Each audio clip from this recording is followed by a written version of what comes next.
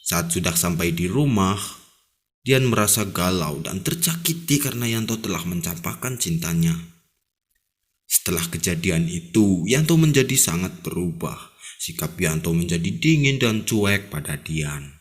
Bahkan Yanto juga minta untuk bertukar tempat duduk sama temannya untuk menjauhi Dian.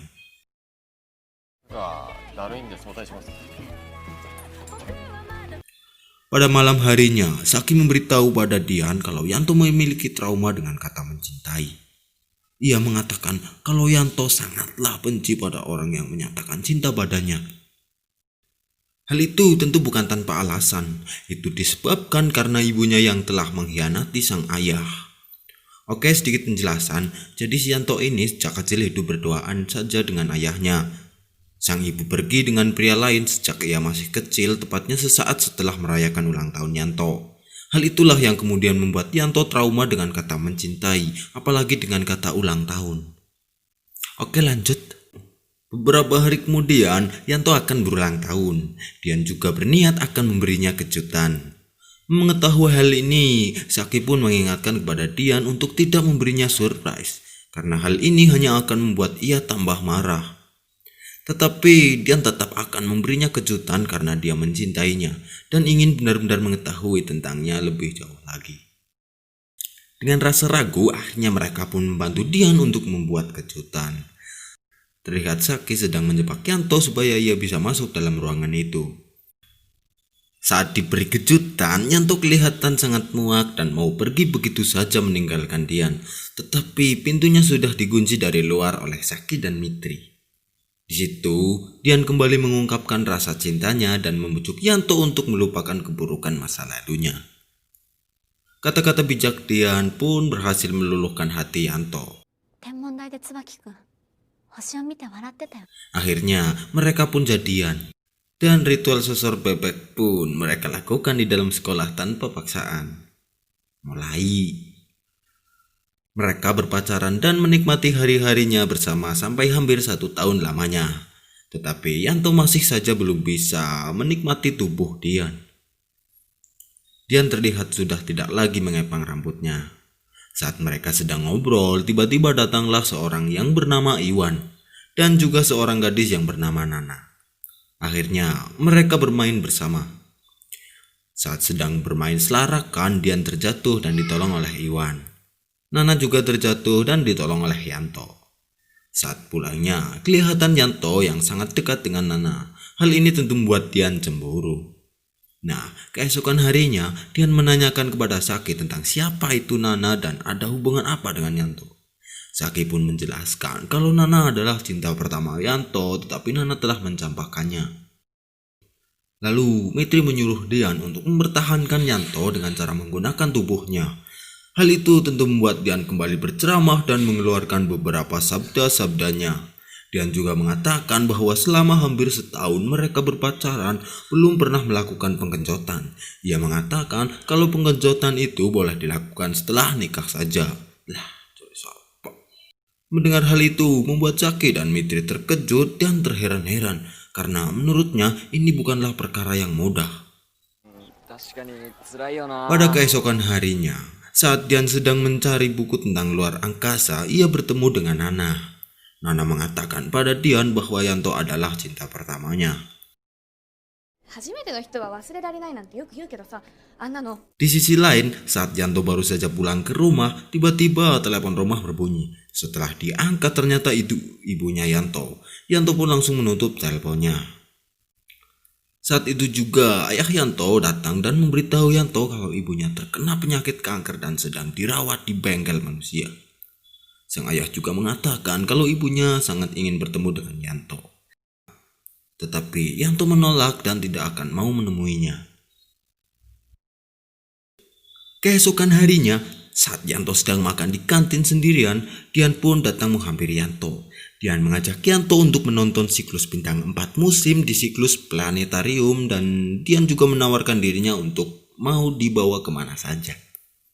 Wow! Sepertinya Dian mau menggunakan tubuhnya untuk mempertahankan Yanto. Tetapi sepertinya Yanto sedang memikirkan ibunya sehingga ia menolak ajakan Dian. Yanto meninggalkan Dian begitu saja tanpa memberinya alasan sedikit pun.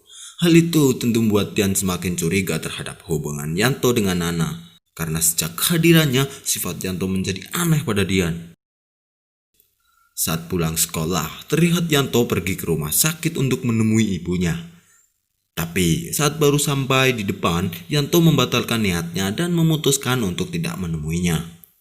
Saat bergegas untuk pulang, Yanto mendapat pesan SMS dari Nana. Nana mengajaknya untuk main ke Museum Sains. Di sisi lain, terlihat Dian yang sedang menuju ke planetarium sendirian untuk menonton pertunjukan.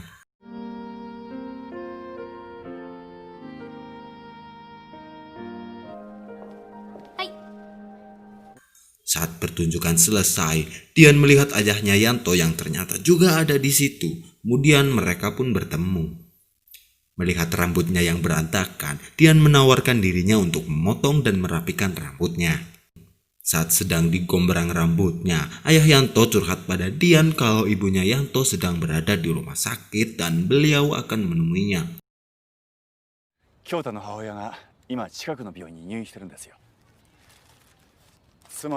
Mendengar hal itu, Dian juga terlihat kaget karena Yanto juga tidak pernah berbicara tentang hal ini padanya. Setelah selesai dicukur, ayah Yanto berpamitan pada Dian akan menemui mantan istrinya tersebut. Nah, tiba-tiba saat Dian sedang berjalan untuk pulang, Dian melihat Yanto yang sedang berjalan dengan Nana. Yanto juga melihat Dian. Merasa sangat terpukul dan tercakiti, Dian pun lari, kemudian Yanto mengejarnya. Saat kecandak di jembatan, Yanto mengatakan kalau apa yang Dian lihat bukanlah hal yang benar dan hanyalah salah paham saja. Tapi mereka menjadi seperti layaknya kampret dan kecebong yang berdebat tanpa ujung sehingga Dian memutuskan untuk mengakhiri hubungannya dengan Yanto.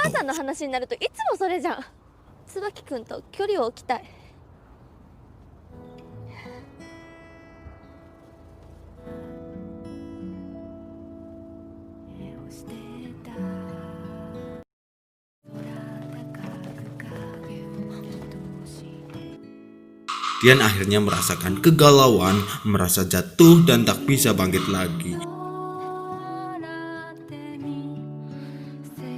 Hari-harinya menjadi sangat sepi. Nggak ada yang nonton, nggak ada yang subscribe. Kolom komentar juga terlihat sangat sunyi dan mengerikan. Apakah ceritanya selesai? Belum guys, karena belum ada tragedi pengejotan. Jadi akan saya teruskan cerita ini sampai ada pengejotan yang membagongkan tentunya ya. Oke lanjut, saat sedang menikmati hari-harinya yang menyedihkan, tiba-tiba Dian menerima pesan SMS dari Kang Iwan. Iwan mengatakan kalau dia butuh bantuan Dian untuk menjadi foto model iklan salonnya di majalah. Dian pun mau menolongnya. Saat pemotretan sedang berlangsung, Dian menunjukkan ekspresi yang sama sekali tidak ada manis-manisnya, yang tentunya membuat sang fotografer kesulitan. Menyadari Dian sepertinya sedang sedih, Iwan pun menyuruh Dian untuk membayangkan hal-hal yang indah dan menyenangkan. Contohnya seperti Anda sedang berkencan dengan Yanto.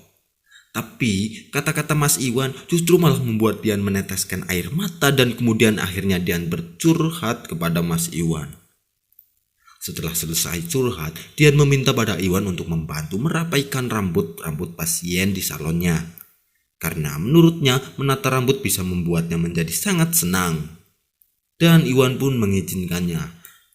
Dian juga menawarkan dirinya untuk bekerja di salon itu. Beberapa hari kemudian, Dian masuk majalah yang dilihat oleh Saki dan temannya. Saat Yanto lewat, Saki menunjukkan majalah itu pada Yanto dan sepertinya dia tidak peduli. Tak lama, Yanto bertemu dengan Iwan. Iwan juga memberitahu pada Yanto kalau Dian masih mengharap cintanya dan selalu berusaha memantaskan diri untuk menjadi pasangan Yanto. Dan setelah itu keadaan menjadi terbalik. Dian yang nampaknya mulai menikmati pekerjaannya, sementara Yanto menjadi galau dan selalu memikirkan Dian. Kucing lewat bekatone Dian. Menjelang hari raya Natal, Nana menghubungi Yanto. Nana mengajak Yanto untuk melihat fenomena alam hujan meteor yang hanya terjadi 100 tahun sekali pada saat malam Natal nanti. Di sisi lain, terlihat juga Dian yang terkadang masih memikirkan Yanto. Scene berganti pada Yanto dan ayahnya. Sang ayah mengatakan pada Yanto jangan pernah menyia-nyiakan kesempatan karena hidup ini sangatlah singkat di mata alam semesta. Kata-kata bijaknya sangat menyentuh dan membuat luluh ampela Yanto. Akhirnya Yanto pun bergegas untuk menemui sang ibu di rumah sakit.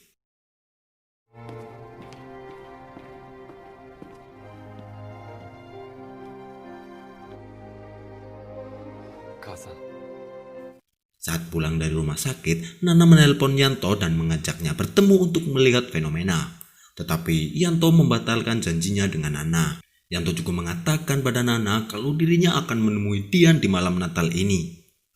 Karena menurutnya, Dianlah satu-satunya orang yang telah merubah hidupnya menjadi lebih baik. Dan malam ini adalah satu-satunya kesempatan Yanto untuk bisa kembali bersama Dian. Karena mereka berdua pernah berucap janji untuk melihat fenomena alam di ruang. Dan Yanto pun bergegas lari ke stasiun untuk menuju ruangan ekstrak kotor. Di sisi lain, terlihat juga Dian yang meminta diantar Kang Iwan untuk menuju ke ruangan kalkulator untuk memenuhi janjinya. Kembali ke Yanto. Saat Yanto sampai di stasiun, ternyata Yanto terlambat untuk naik kereta terakhir.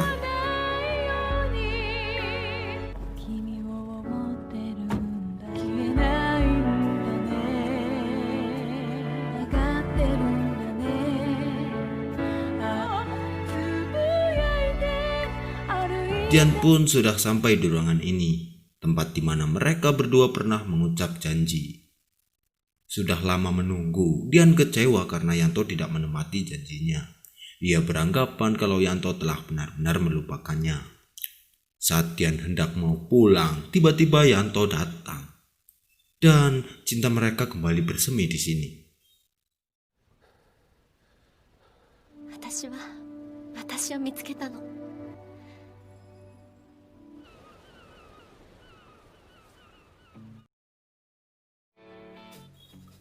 Ritual pengejotan secara ilegal pun mereka lakukan di sini, dan tentunya tidak dengan paksaan. Tamat ending yang sangat biasa.